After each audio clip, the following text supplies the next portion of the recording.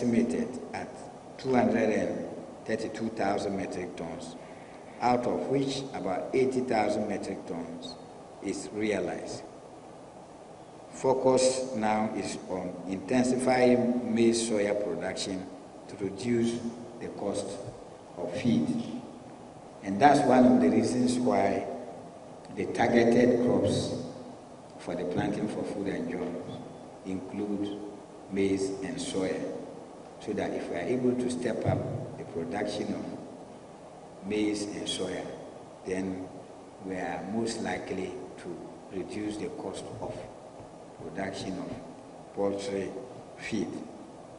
And this brings to my mind the issue of the cost of maize, because I have heard a lot of complaints about the high cost of maize, and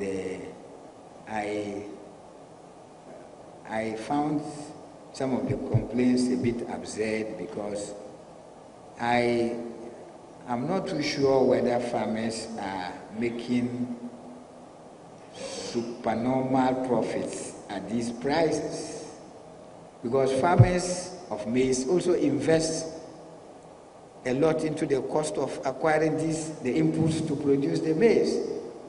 And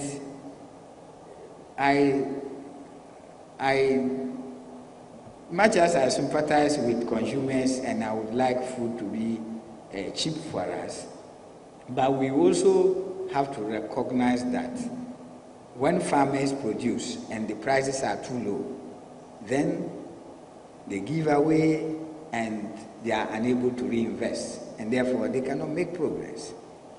And that is what leads to what the economic theorists call the cobweb. So they produce so much, prices are too bad, then they require, prices are too good for them, but they are no more in production, so the following year they come back and then they may overproduce, and that happens. So I do not really see the prices now to be too much of killers to consumers.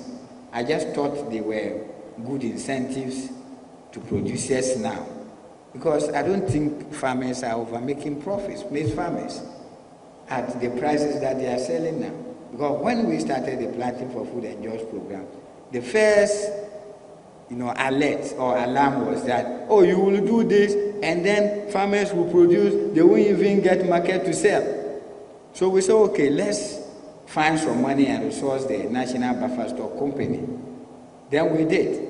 The National Buffer Stock Company said, okay, private partnership, public-private partnership, let's partner some private companies. So a number of people registered to buy the maize. So as soon as they started harvesting, people were also looking for it to buy. And that is what has also helped to bring up the prices. And I don't think the prices are too bad for our consumers now in the market. I don't think the middle class in Accra expected that after all our toil on the farms, we'll come and sell a kilogram bag of maize to them at 100 Ghana cedis.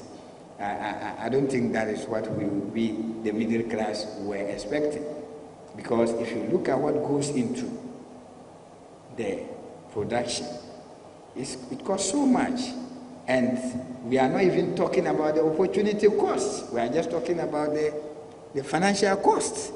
But there are a lot of opportunity costs in farming.